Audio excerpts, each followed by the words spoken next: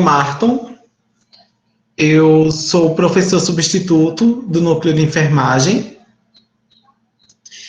e vou ser o responsável pela moderação das apresentações de trabalho. Então, a primeira a apresentar é Larissa Tamires. Ela já se encontra aqui?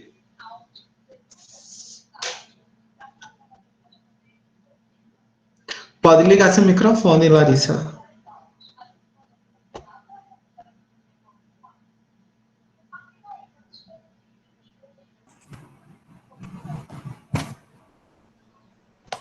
Oi, tá me ouvindo?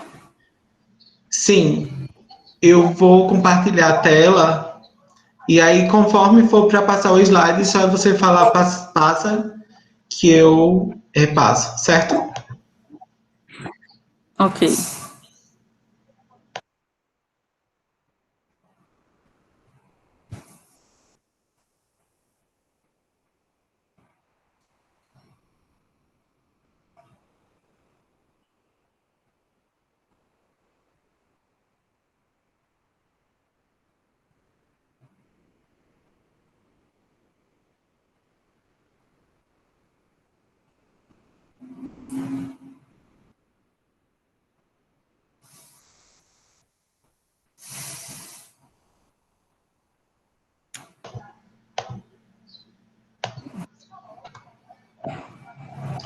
Pode começar. Boa tarde. Meu nome é Larissa.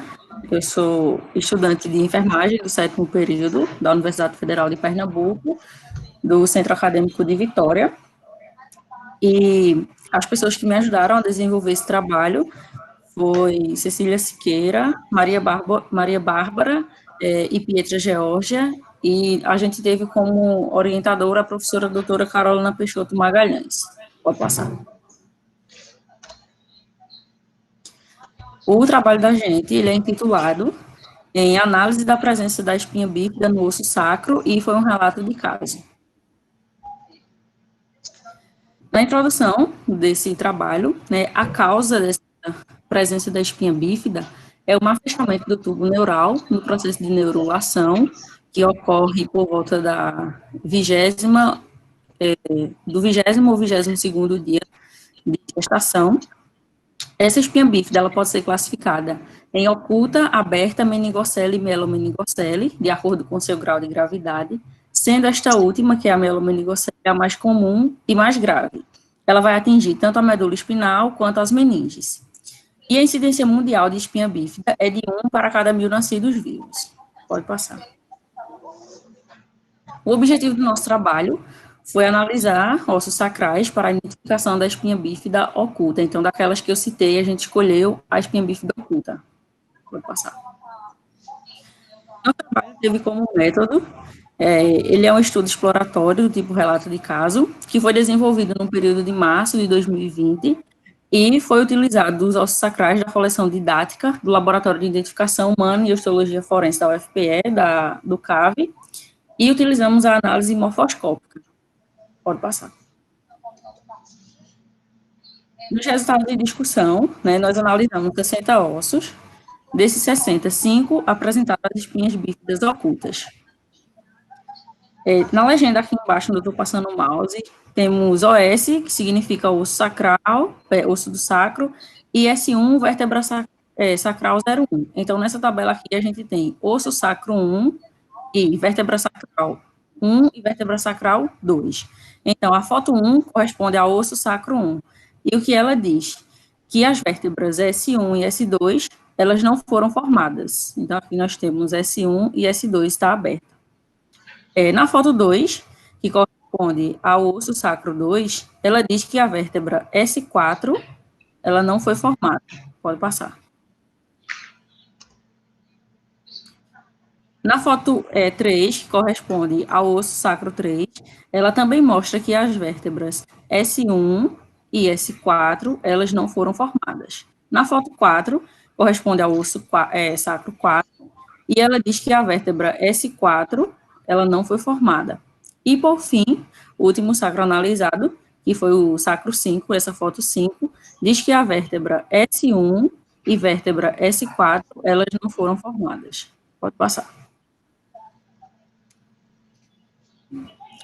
Então, a gente concluiu que a análise morfoscópica, ela vai permitir a definição dessa patologia, ou seja, a definição da espinha bífida, caso o observador ele tenha um olhar crítico para conhecer essa patologia. E ela vai ampliar os conhecimentos e contribuir para possíveis estudos por outros profissionais. Então, profissionais futuros, eles podem estarem estudando aí esse caso de espinha bífida. Pode passar. Dentre as contribuições e implicações para a enfermagem, a gente trouxe algumas, e aqui nós temos que a atuação da equipe multidisciplinar no pós-operatório, ela vai ser de extrema importância, onde a enfermagem, ela vai apresentar, ela vai prestar os cuidados imediatos no tratamento pós-operatório, realizando troca de curativos e administração de medicamentos. E a fisioterapia, juntamente com a enfermagem, ela vai ser responsável por cuidar das alterações motoras, sensitivas de coordenação, porque as pessoas que apresentam esse tipo de patologia, quando elas fazem as cirurgias, elas podem desenvolver algumas alterações nos membros inferiores, como dificuldade de andar, então a fisioterapia vai entrar aí no processo de recuperação do pós-operatório. E toda essa atuação multidisciplinar, ela vai diminuir a incapacidade física da pessoa que apresenta essa patologia, vai promover um bem-estar a esse paciente e vai permitir uma independência funcional também para esse paciente. Pode passar. A gente utilizou várias referências, então aqui eu só trouxe as principais, certo? Que foram essas 3, e foi isso. Eu espero que vocês tenham gostado. Obrigada. Obrigada, Larissa, pela excelente apresentação. Eu vou precisar interromper a apresentação só 2 minutos para consertar um problema técnico, certo? Mas o próximo é Patrícia de Almeida.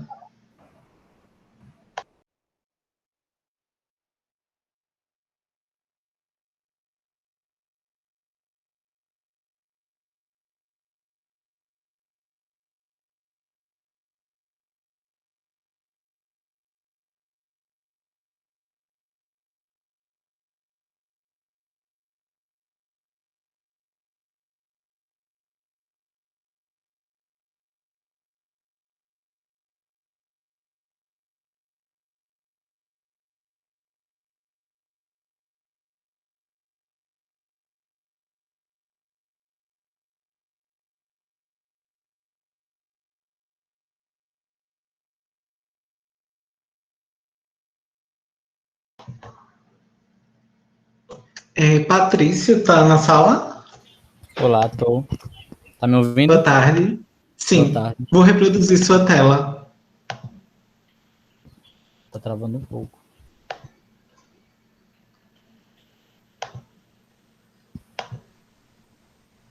Quando eu colocar a sua tela, você pode iniciar, certo?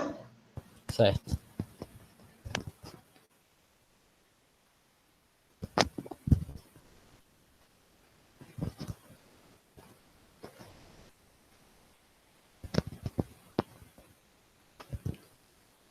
Bem, gente, primeiramente, boa tarde a todos. Meu nome é Patrícia Almeida Costa, sou estudante de enfermagem da Universidade Federal de Campina Grande, campus 6, em Cuité, interior da Paraíba.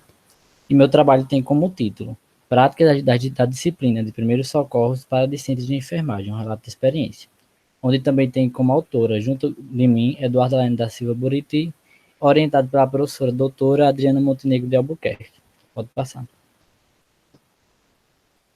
Bem, inicialmente, como sabemos, primeiros socorros trata-se de ações realizadas de forma imediata, em situações de emergência ou urgência, com a finalidade de diminuir complicações e sequelas que a vítima pode ter, bem como também proporcionar um bem-estar à vítima até que ocorra a intervenção hospitalar propriamente dita.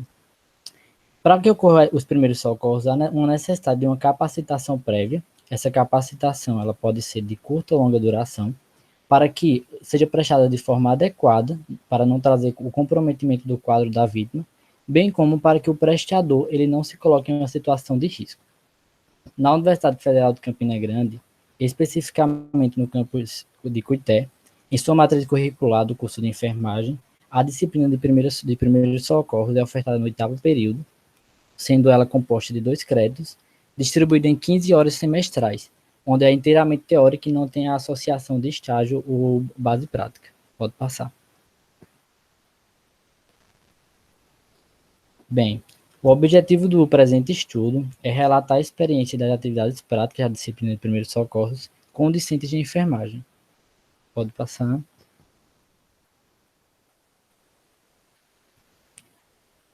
Pode passar.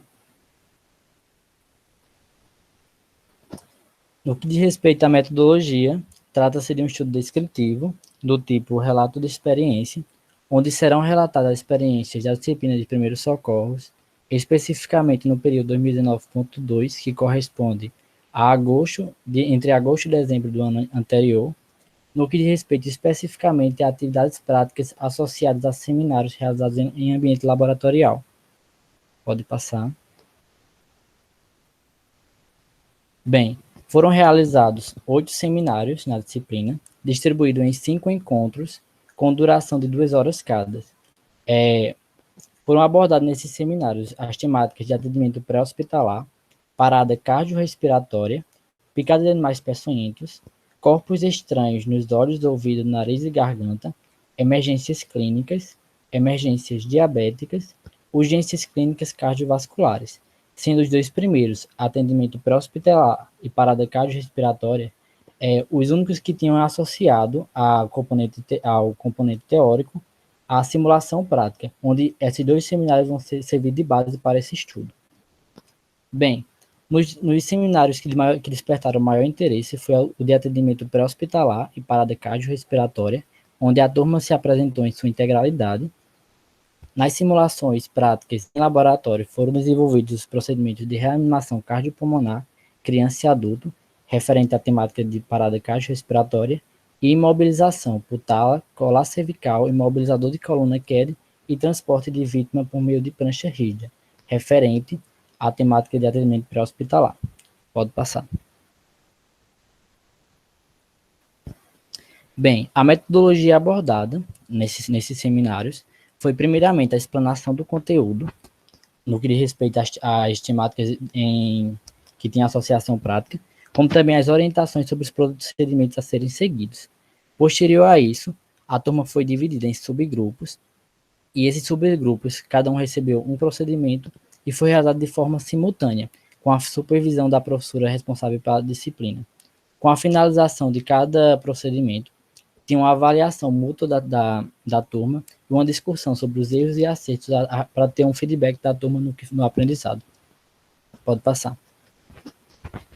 Bem, no final da disciplina de primeiros socorros, referente a dezembro de 2019, a turma avaliou a intervenção educativa como positiva, no que diz respeito em comparação ao restante dos seminários, que eram inteiramente teóricos, e a professora avaliou a medida como efetiva, bem como o conhecimento dos alunos como satisfatórios, no que diz respeito ao feedback em relação a cada finalização do seminário.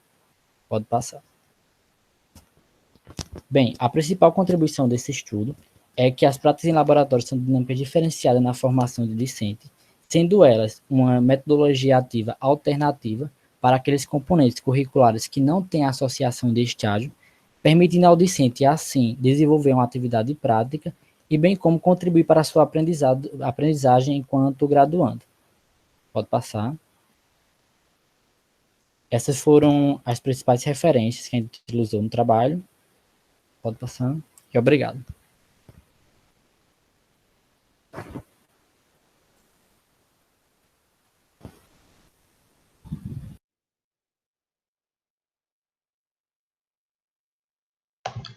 Obrigado, Patrício, pela apresentação. Excelente apresentação. E fiquei feliz em ver que você é do SES. Eu fiz 4 semestres da graduação de enfermagem no SES e depois eu vim transferido. E aí bate a saudade, né, do campus.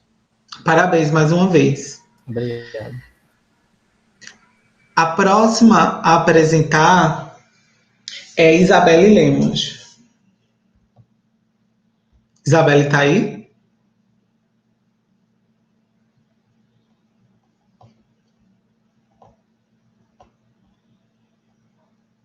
Isabela? Pode ligar seu microfone.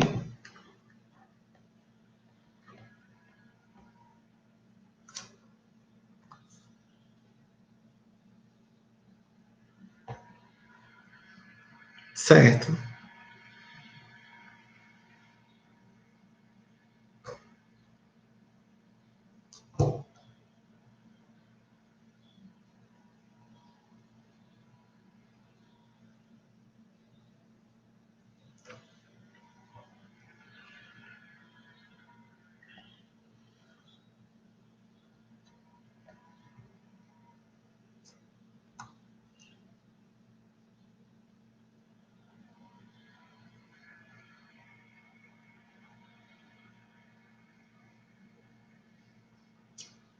Conseguiu, Isabela?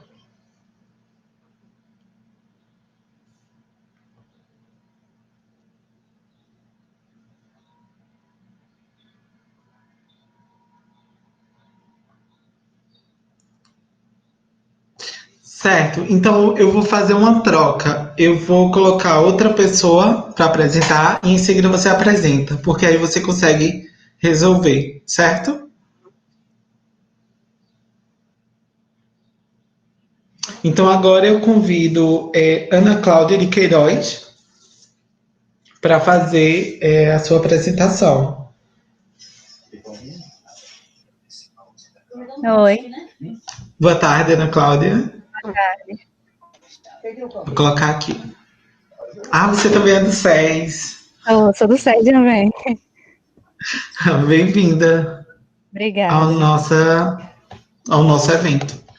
Vou reproduzir aqui.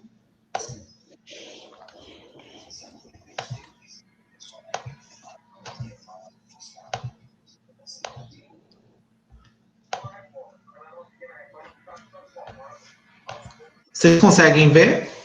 Sim. Pronto, pode começar. Boa tarde, me chamo Ana Cláudia de Queiroz, sou da Universidade Federal de Campina Grande, campus Cuité, campo do interior também da Paraíba.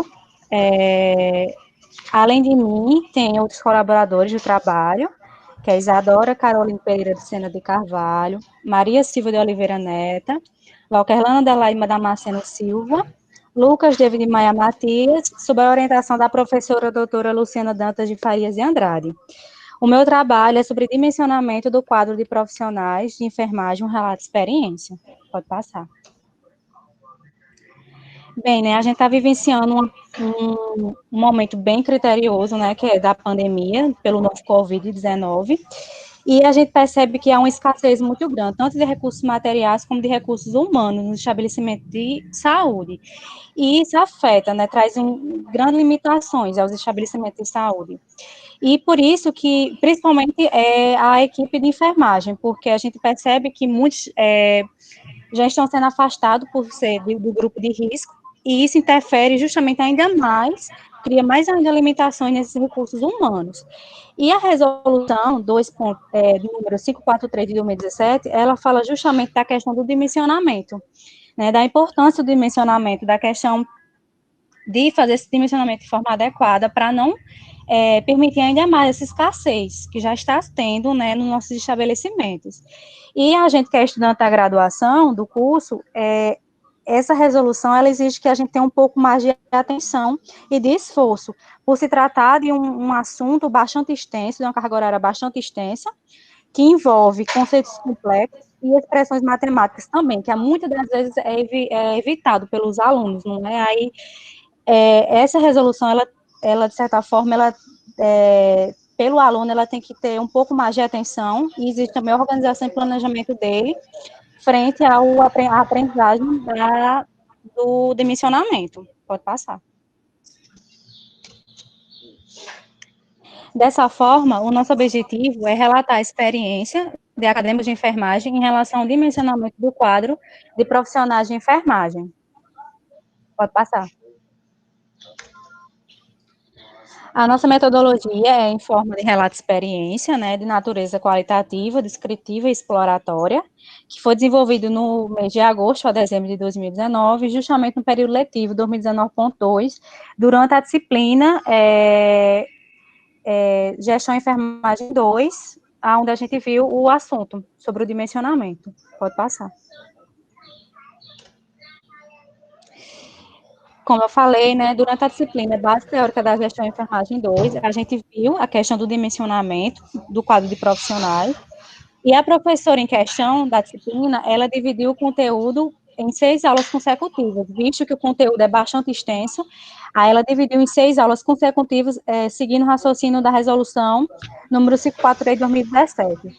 Aí ela dividiu da seguinte forma: primeira aula foi sobre a unidade de internação, segunda aula sobre unidades assistenciais, terceira aula sobre centro cirúrgico, quarta aula sobre saúde mental, quinta aula sobre unidades assistenciais especiais e sexta aula sobre atenção primária à saúde. Pode passar. E, dentre as especificidades de cada aula, vale ressaltar também que a professora, a docente, ela utilizou de metodologias emancipatórias, ou seja, aquelas metodologias que dá vez ao aluno participar da aula, não é aquela metodologia tradicional, que é só o professor dar o conteúdo e prova objetiva, não. Houve exposição dialogada entre professor e aluno, teve textos complementares, teve dinâmicas, a professora trouxe exercícios de fixação que ajudaram a fixar ainda mais o conteúdo. Então, isso tornou bastante mais interativa a aula. E fora isso, após a disciplina ter se encerrado, a disciplina teórica, que a gente foi para os estágios, a gente elaborou um dimensionamento, né? Todo mundo da disciplina, os alunos elaboraram um dimensionamento no Hospital Municipal Nossa Senhora das Mercês, localizado no município de Cuité, onde a gente fez os estágios. Teve outros lugares também de gestão que a gente estagiou, mas o dimensionamento a gente fez no hospital. E, assim, foi de grande importância, porque deu para perceber a importância do dimensionamento para gerir, fazer uma assistência de forma integral, holística e de qualidade ao paciente. Pode passar. Dessa forma, o dimensionamento é essencial para a formação básica do estudante, porque já que é o enfermeiro que vai fazer o dimensionamento, né, da sua equipe, então requer bastante reforço e atenção do estudante em aprender sobre o dimensionamento, visto que também é um assunto bastante complexo e extenso, para poder, quando tiver, né, futuramente na sua vida profissional, poder fazer de forma adequada o dimensionamento. Pode passar. E em relação às contribuições para a enfermagem, como eu já disse, né, a gente está vivenciando um momento bastante complicado, né, que é da pandemia pelo Covid-19, em que não está tendo profissional suficiente, né, pela demanda, e a questão do dimensionamento se torna bastante importante, até para evitar algumas consequências maléficas para o paciente, como, por exemplo, eventos iatrogênicos, aumento da infecção hospitalar, justamente por não ter um profissional certo para o paciente, né? O paciente fica, de certa forma, desassistido por uma sobrecarga de profissional, por não ter feito um dimensionamento de forma correta. Além disso, um desgaste dos profissionais pela sobrecarga também, né, dos que estão atuantes, que não foram afastados. Então, a gente percebe, né, a importância do dimensionamento de forma qualificada para poder prestar uma assistência mais qualificada, tanto com segurança para o paciente, como também com segurança para o profissional. E pode passar. É isso, nossas referências, pode passar. Pode passar? Pronto, é isso, muito obrigada. Nós que agradecemos, Ana Cláudia, pela excelente apresentação. E aí agora eu passo para a Isabela Lemos.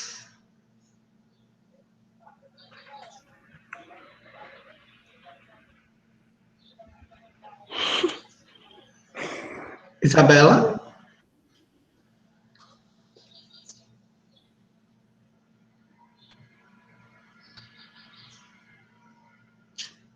Eu acho que ela ainda não conseguiu resolver. Então, nós vamos dar continuidade.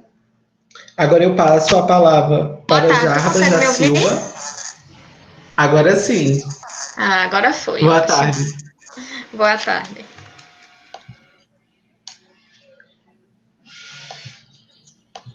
Consegue ver a apresentação? Sim. Pode começar. Boa tarde, meu nome é Isabela Lemos, eu sou estudante de enfermagem da Universidade Federal de Pernambuco, Centro Acadêmico de Vitória, e vou apresentar um trabalho intitulado como Desmame Precoce e Características do Pré-Natal de Mães Atendidas na Estratégia de Saúde da Família, que foi orientado pela professora doutora Eliane Rolim de Holanda. Pode passar. Então, sabe-se que a amamentação representa uma potencial intervenção para a redução da mortalidade em menores de 5 anos.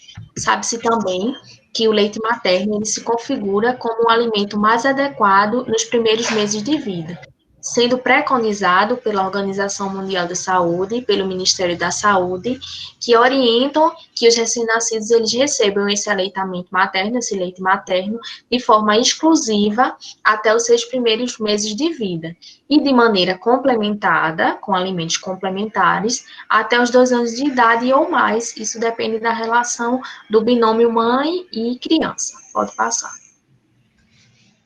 Sabe-se também que a interrupção precoce dessa prática, ela continua sendo um dos mais importantes problemas de saúde pública brasileira, visto que o processo de aleitamento materno, ele é um desafio para muitas mulheres, porque além das dificuldades enfrentadas com o manejo clínico, essa mulher ela sofre também influências sociais, culturais, políticas e econômicas, e variações significativas que mudam de acordo com a sua localidade e com as características da população em que ela está inserida. Pode passar. O objetivo do presente trabalho é identificar a prevalência do desmame precoce e características do pré-natal de mães atendidas na estratégia de saúde da família. Pode passar. Então, esse trabalho tem como metodologia, ele é um estudo descritivo e transversal, com abordagem quantitativa. Ele foi realizado na Unidade de Saúde da Família do Lida Queiroz, que é um bairro localizado na cidade de Vitória de Santo Antão, Pernambuco, Brasil. Ele foi feito nos meses de fevereiro e março de 2020, e foram entrevistadas mães de crianças até 2 anos de idade, essas mães que fossem participantes das consultas de puericultura. As mulheres elas foram entrevistadas em um ambiente privativo, foram entrevistadas apenas uma vez, e as perguntas foram dirigidas a apenas referentes ao seu filho mais novo. Pode passar. Então, realizou-se a aplicação de formulários estruturados, validados. As entrevistas, como eu falei, foram feitas face a face, em um ambiente privativo, para que essa mulher não ficasse constrangida de responder qualquer tipo de pergunta. Os dados foram tabulados no Excel 2010 e posteriormente foram analisados por meio de estatística descritiva para apresentação de valores absolutos, relativos e com intervalo de confiança de 95%. Pode passar. Então, foram entrevistadas 47 mães de crianças menores de 2 anos, participantes das consultas de puericultura, e os resultados foram que o desmame precoce ele foi prevalente em 61,7% dessas mulheres, sendo que 19 mulheres eram primíparas, ou seja, eram mães de primeira viagem, como a gente chama, mães do primeiro filho. 39 mulheres dessas 47 realizaram mais de 7 consultas de pré-natal e 59,6% não planejaram a gravidez. Mas, em contrapartida, 72,3% dessas mulheres desejaram-na, mesmo que a gravidez ela não tenha sido desejada, não tenha sido planejada. Pode passar. Além disso, 39 mães, que correspondem a 83%, receberam orientação sobre a amamentação, e é um importante detalhe a ser falado na pesquisa que essas informações, em 59,6% das vezes, ela foi passada pelo enfermeiro, e a gente pode observar que é mais do que a metade das vezes que essa informação ela é passada pelo profissional de enfermagem. Apenas 15 mães, que correspondem a 31,9%, participaram do grupo de gestantes, o que nos traz à tona de ser um número muito baixo, de que essas mulheres precisam participar mais ativamente de grupo de gestantes no seu período de gestação, e 17 mães, que correspondem a 36,2%, tiveram apoio de alguém para amamentar, seja ele o seu companheiro ou companheira, um familiar ou até mesmo um amigo, um vizinho ou quem quer que seja. Pode passar. Temos como conclusão que a falta de conhecimento e de apoio familiar durante esse processo de amamentação, que é um processo singular, apresenta-se como fatores determinantes para esse desmame precoce, que, como a gente viu, é um número consideravelmente alto, bem como a ausência de um planejamento familiar que seja pré-gestacional. Como a gente viu nos resultados, muitas mulheres não tiveram um planejamento dessa gravidez, apesar de terem desejado. A conscientização, desde o pré-natal, é de responsabilidade do enfermeiro, sendo responsabilidade deste passar informações acerca do processo de aleitamento e da sua importância e técnicas, garantindo o sucesso desse aleitamento materno exclusivo até os 6 meses de vida do bebê, além de fortalecer o vínculo materno-paterno-infantil, que a gente sabe que é trazido através desse momento de aleitamento. Pode passar. Como contribuições para a enfermagem, considera-se que o conhecimento sobre o perfil do pré-natal das mães que desmamaram precocemente permitirá que o profissional de saúde ele ofereça melhores condições para o planejamento de uma assistência que seja mais aproximada das reais necessidades desse grupo populacional por parte principalmente dos enfermeiros, oportunizando condutas em relação ao apoio e à promoção do aleitamento materno nas unidades de estratégia de saúde da família, visando a diminuição desse número de desmame precoce.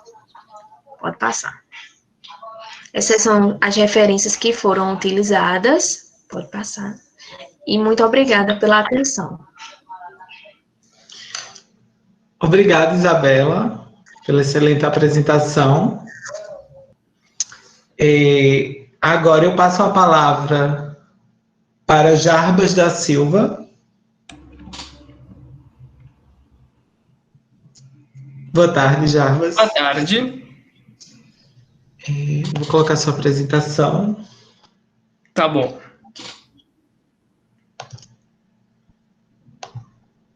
Consegue ver? Sim, posso iniciar?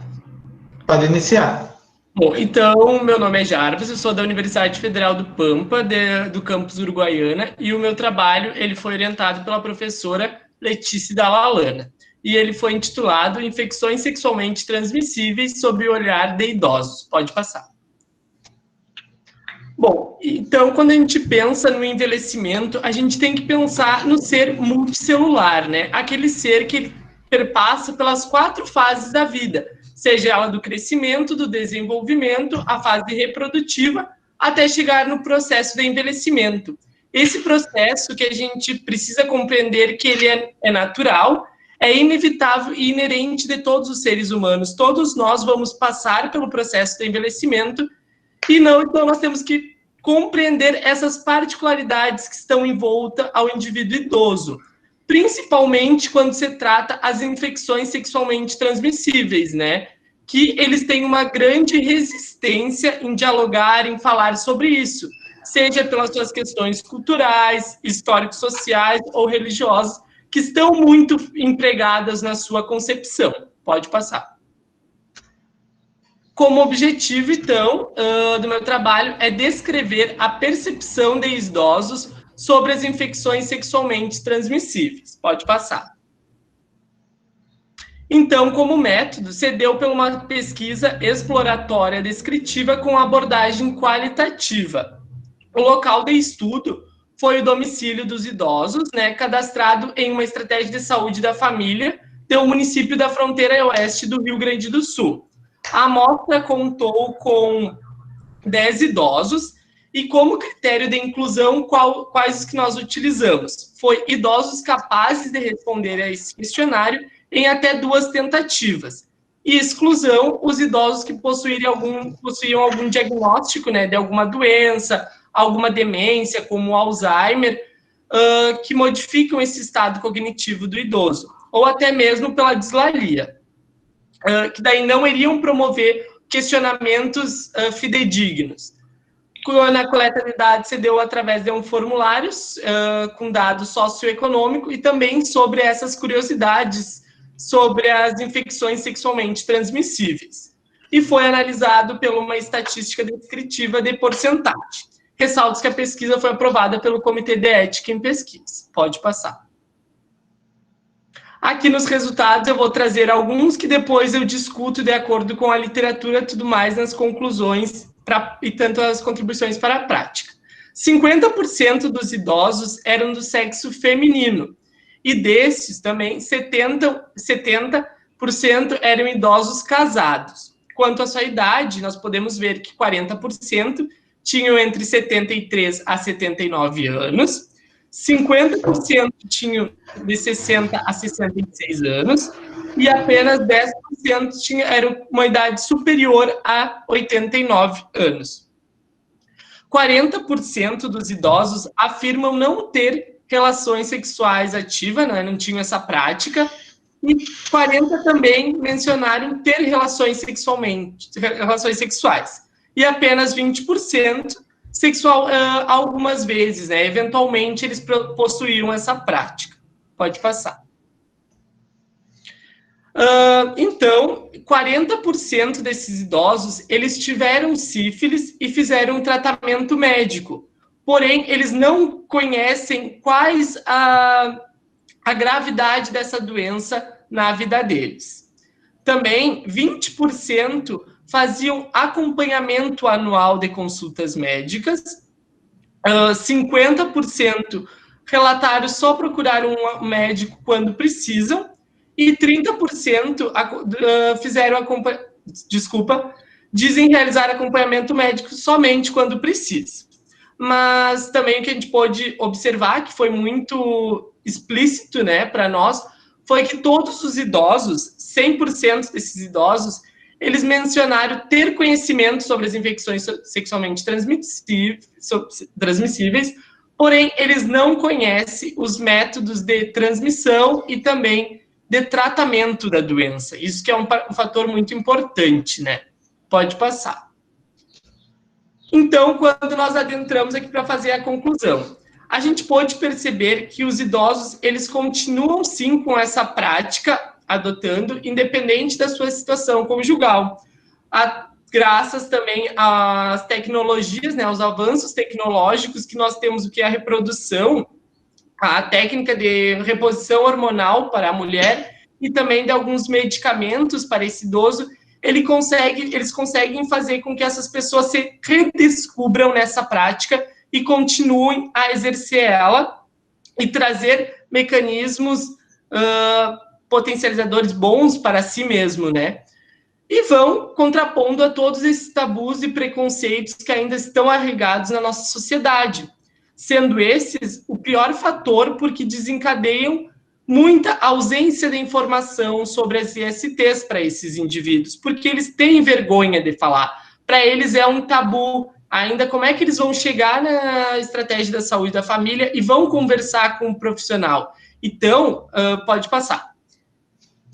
Eu acho que a maior parte das contribuições é nós, quanto futuros profissionais ou já profissionais formados, perceber, né, acho que volta um pouquinho, perceber que esses idosos eles precisam ser tratados como um ser biopsicossocial, que eles ainda têm essa prática. E o enfermeiro, como a linha de frente, a primeira entrada, né, o primeiro contato desses idosos, ele precisa implementar e intensificar essas estratégias de conscientização do idoso. Pode passar.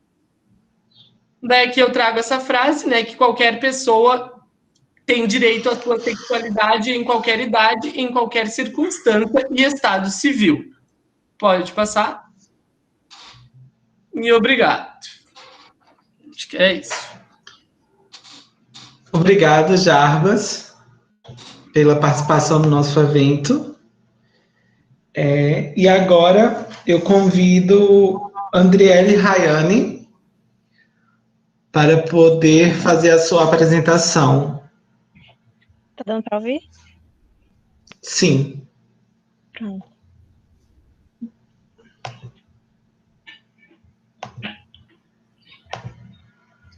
Tá conseguindo ver?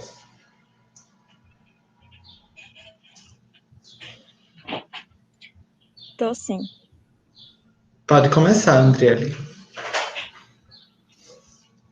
Então, boa tarde. Meu nome é Andriele Rayane, sou estudante de enfermagem da Federal, do Centro de Acamento de Vitória, sou do 10º período. E hoje vim trazer para vocês um trabalho intitulado como Fluxograma da Atenção Primária frente à pandemia do Covid-19, relato de experiência. Ele foi orientado por Marcela Tamires Santos Silva, que é uma enfermeira da Estratégia de Saúde da Família e também docente do Grau Técnico de Vitória. Pode passar. Então, como todo mundo sabe, a rápida disseminação do vírus SARS-CoV-2 que provoca o Covid-19 tornou-se preocupante para os serviços da atenção primária à saúde, visto que a atenção primária à saúde ele é a ordenadora da atenção dentro de um modelo poliárquico, onde muitas vezes ela é a porta de entrada do usuário ao sistema de saúde. Diante desse cenário, criaram-se estratégias de enfrentamento que abrangesse tanto os usuários como os profissionais, a fim de diminuir a contaminação e esse pico crescente da curva da pandemia. E mesmo assim, eles continuassem prestando a assistência necessária para aquelas pessoas que necessitavam. Pode passar. Com isso, o meu trabalho tem como objetivo principal descrever as adaptações e os desafios iniciais vivenciados pela atenção primária frente à pandemia. Pode passar. E para isso a gente adotou um estudo descritivo com caráter de relato de experiência, no qual ele foi vivenciado no estágio obrigatório do curso de enfermagem durante o mês de março do ano 2020, mais especificamente na segunda semana de março até o fim do mês de março, em uma unidade básica de saúde localizada na Zona da Mata, em Pernambuco. Pode passar. Pode passar.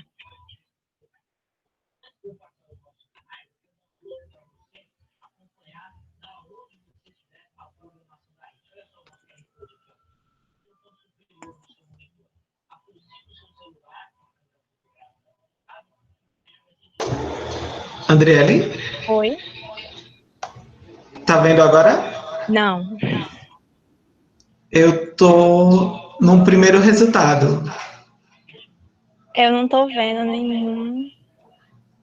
Deixa eu tirar e abrir de novo, então.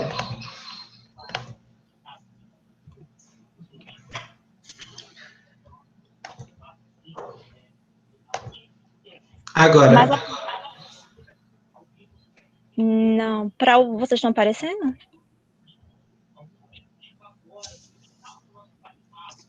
O pessoal tá dizendo que não tá aparecendo para eles também, não.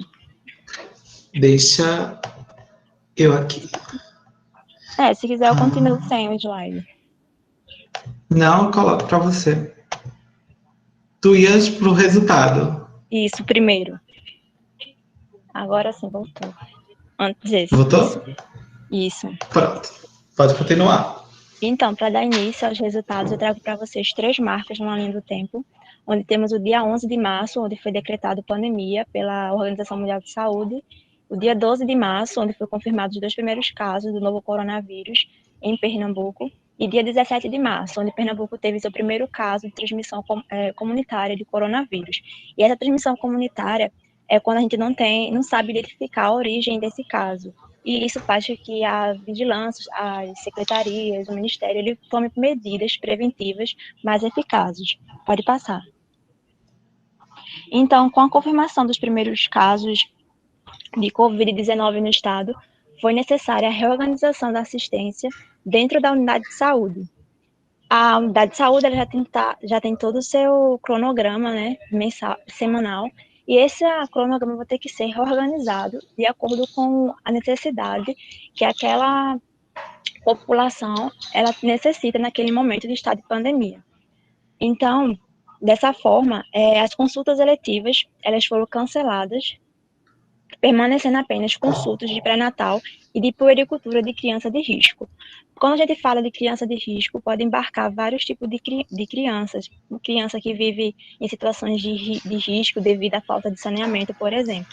Mas nesse caso de pandemia, foi escolhido 2 tipos de critérios, que são crianças de risco de baixo peso ou com comorbidades, para continuar as consultas de puericultura. Um dos desafios encontrados em relação a essa situação foi a dificuldade da compreensão da população sobre a necessidade de cancelar consultas que poderiam aguardar. Ressalta-se também que as consultas de emergências, como, por exemplo, aquelas pessoas que apresentavam sintomas da síndrome gripal, do Covid-19 ou por outras causas, eram realizadas seguindo o fluxograma do governo que eles disponibilizaram para todas as unidades.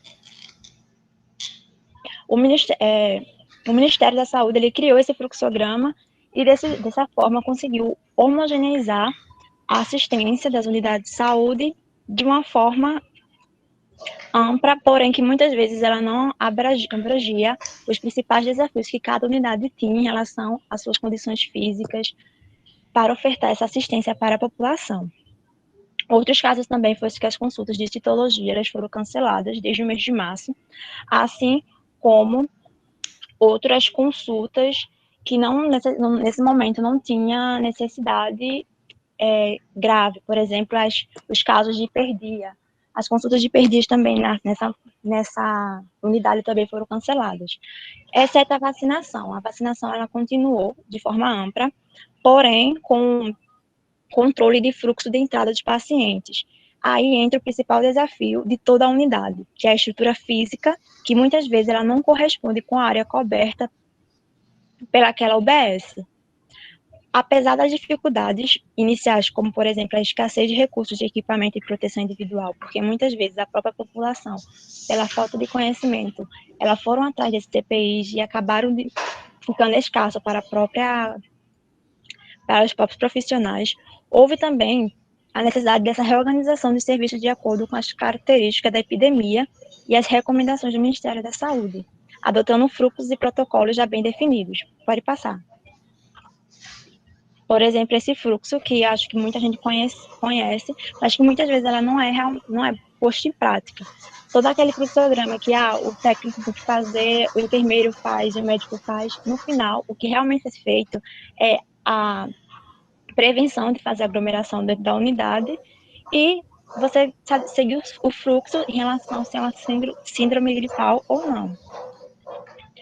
Além disso, também foi necessário gerenciar e adaptar a unidade, visando ultrapassar esses obstáculos, tanto político, quanto social, quanto econômico, visando essa prevenção da contaminação da população.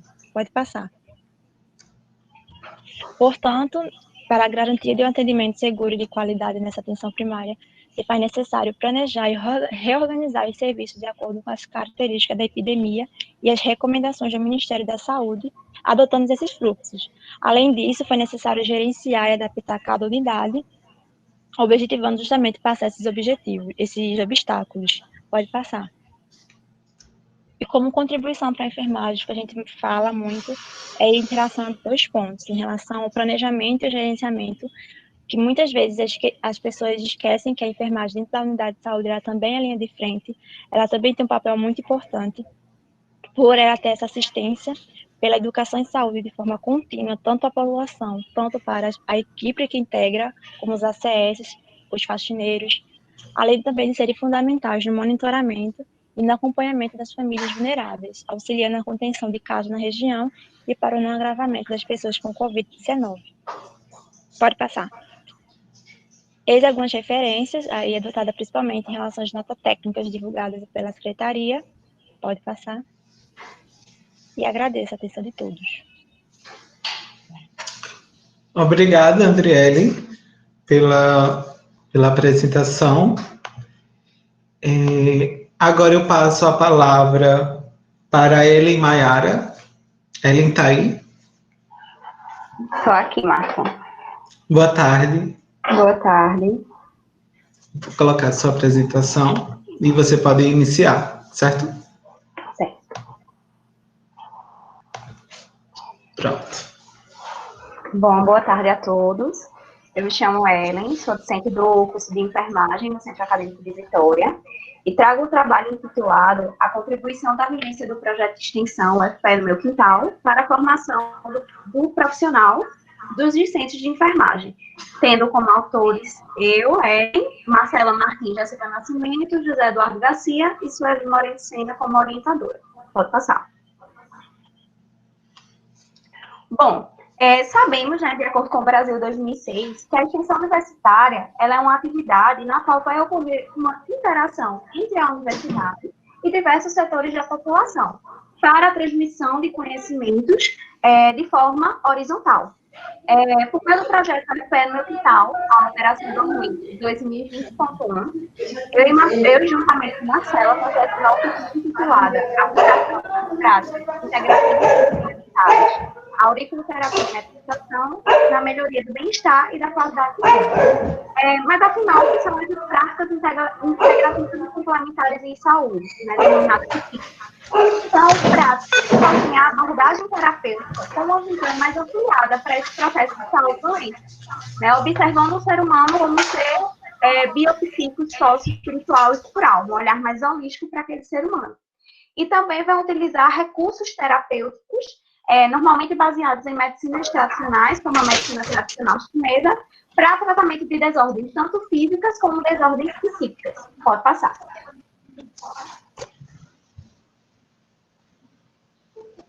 Bom, como objetivo é relatar as contribuições das oficinas, né, de auriculoterapia e meditação ofertadas no projeto de extensão UFPE no Meu Quintal 2020 para a formação profissional do docente do curso de enfermagem. Pode passar.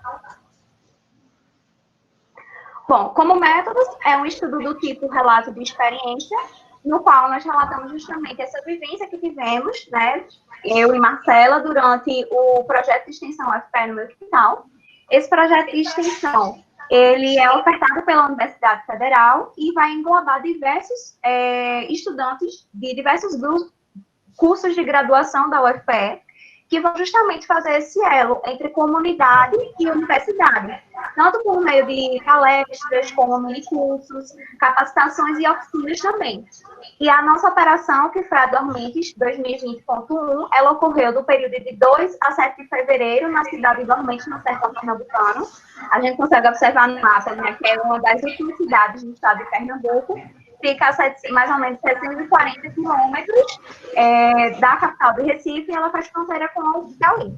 E nessa outra imagem, nós conseguimos observar os participantes, né, da Operação 2020.1. Pode passar. Bom, nós realizamos 3 oficinas, cada oficina com duração de 4 horas, sendo 2 dessas oficinas realizadas na sede, que era uma escola pública do município de Dormentes, localizada no centro da cidade, e uma realizada no distrito de Lagoa de Fora. Nosso intuito era justamente propagar e estimular os conhecimentos e a aplicação das práticas integrativas, tanto para a melhoria do bem-estar, como da qualidade de vida.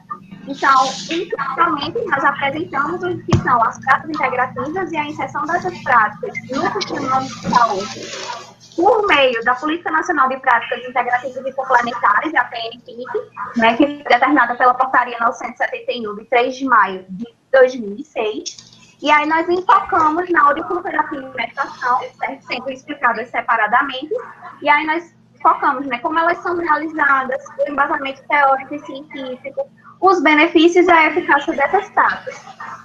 Logo após a explanação, nós fizemos uma dinâmica do pavilhão auricular, em que nós entregávamos esse mapa auricular para os participantes.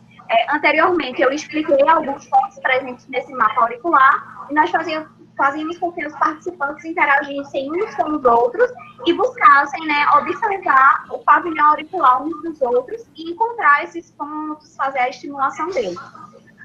Após essa dinâmica, nós fizemos a dinâmica também da meditação, nós realizamos uma meditação rápida com eles, né, o propósito do meditar respirando, apenas controlando a respiração, e por fim das nossas oficinas, eu fazia a aplicação da auriculoterapia em todos os participantes. Pode passar. E aí, como resultado, nós observamos que tivemos uma ampla adesão a essas oficinas, No total, a gente teve mais de 50 participantes, sendo de diferentes faixas etárias, desde adolescentes até idosos, algumas crianças também, e de ambos os sexos e com diversas ocupações. Nós conseguimos observar que houve muita curiosidade com relação às PICs, principalmente a auriculoterapia. Sempre que nos vinham, perguntavam o que era aqueles esparadrapos na orelha, para que serviam, então eles estavam muito interessados. E após a aplicação da meditação, muitos participantes relataram um relaxamento imediato. Já após a aplicação da auriculoterapia, muitos participantes relataram que ocorreu uma melhora imediata de alguns sintomas físicos, principalmente como dores na coluna, na região lombar, dores nos ombros. Já em outros dias que a gente encontrava esses participantes, né, dias após a aplicação da auriculoterapia, muitos vinham nos relatar que eles já apresentavam uma melhora tanto na qualidade do sono como também no estresse. Então, nessas imagens a gente consegue observar, né, que houve uma ampla adesão dos participantes e de diversas faixas etárias, e eles estavam bem interativos à nossa oficina. Pode passar.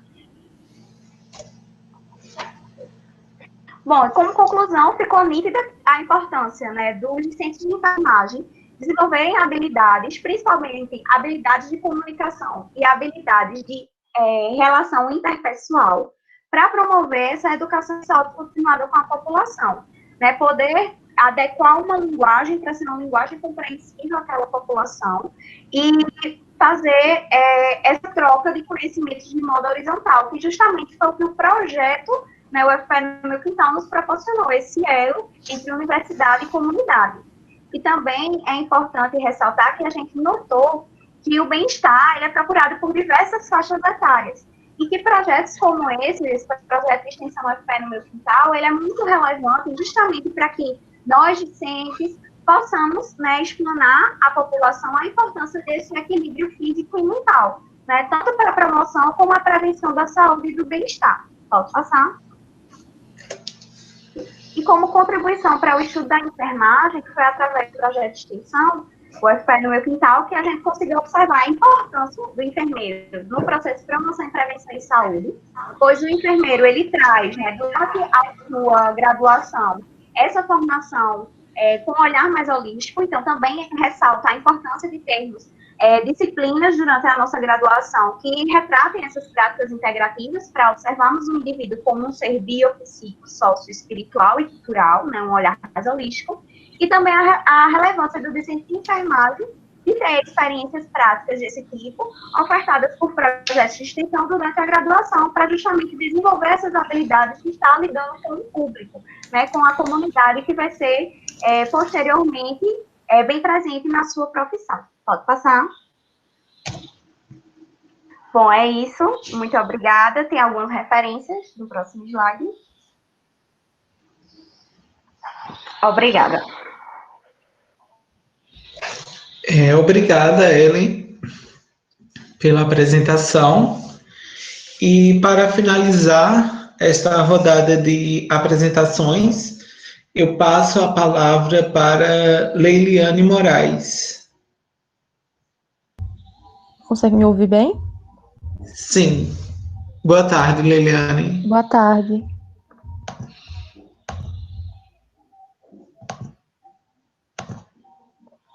Pronto. Bem, boa tarde a todos. O meu nome é Leiliane Moraes e eu sou estudante de enfermagem da UFPE, no campus Recife. E eu vou apresentar esse trabalho que foi feito por mim, por Crislaine Berto, Fernando Arthur e Gianine Marinho, todos estudantes de enfermagem lá no campus Recife, e nós fomos orientados pela professora doutora Sheila Coelho. O nosso trabalho está intitulado Introdução do Estudante de Enfermagem na Aplicabilidade da Matriz Teórica da Profissão, um relato de experiência. Pode passar. Bem, começando com a introdução, o processo de enfermagem, pode passar, tá? O processo de enfermagem, ele tem um valor imenso para o enfermeiro, para a prática de enfermagem, uma vez que com ele nós temos uma sequência lógica, né, que são as 5 etapas do processo de enfermagem, para abordar o paciente ou qualquer pessoa que esteja usando um serviço de saúde. E para aplicá-lo, nós utilizamos o raciocínio clínico, as habilidades de análise e de formação de diagnósticos, de intervenções e de avaliações de enfermagem. E um desses, para você poder fazer ele com mais eficiência, você tem que utilizar saberes adjacentes, que, por exemplo, podem ser exemplificados pelo sistema de linguagem padronizado da enfermagem, representados por 3 taxonomias, Nandaí, Nick e NOC, que são técnicas de classificação, de diagnóstico, de intervenção e de avaliação, respectivamente. Pode passar. E qual é o objetivo do nosso trabalho, né? Pode passar. Ele é um relato de experiência, né? Relatar a influência do ensino das taxonomias Nanda, Nick e NOC ainda na graduação. E a influência desse ensino na formação dos estudantes de enfermagem, né? A partir das experiências adquiridas na disciplina de saúde do adulto e do idoso 1, no terceiro período de enfermagem de uma instituição federal de um ensino superior. Pode passar. E quais foram os métodos que nós utilizamos para fazer esse trabalho, né? Nós fizemos um relato de experiência, baseado na experiência de 4 alunos, durante os estágios curriculares obrigatórios em hospitais, de um hospital público do Recife. E nós aplicávamos Nanda, Nick e NOC nos pacientes que estavam internados lá. É uma descrição qualitativa do uso dessas taxonomias nesses estágios obrigatórios. Pode passar. E quais foram os resultados que nós obtemos com esse estudo, né? Como eu já disse, o processo de enfermagem ele tem 5 etapas, e a primeira etapa é a coleta dos dados, que é feita com o exame físico e com a anamnese. E a partir desses dados obtidos, nós podemos dar continuidade às outras etapas, né? Ao diagnóstico, ao planejamento, apresentação e avaliação. E para isso, nós utilizamos Nanda, Nick e NOC.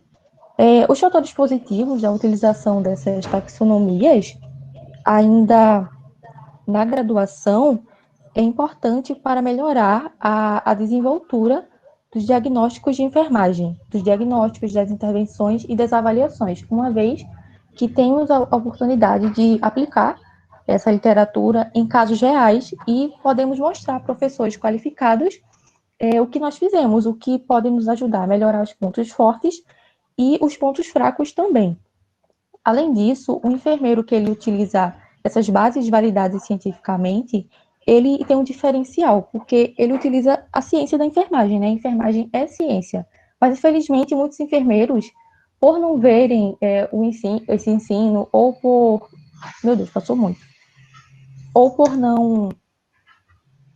Volta mais um pouco. Isso. Ou por não saberem da existência dessas taxonomias, eles acabam ficando num papel passivo, um enfermeiro passivo, que não sabe que pode fazer um diagnóstico, que pode fazer uma avaliação, que pode fazer uma implementação, e isso é muito ruim, né? Então, é necessário que o estudante de enfermagem esteja exposto a isso. Além disso, como o estudante ele é instigado a inferir diagnósticos e a tomar decisões terapêuticas, ele melhora as suas habilidades clínicas, ele aperfeiçoa o seu raciocínio clínico. Pode passar.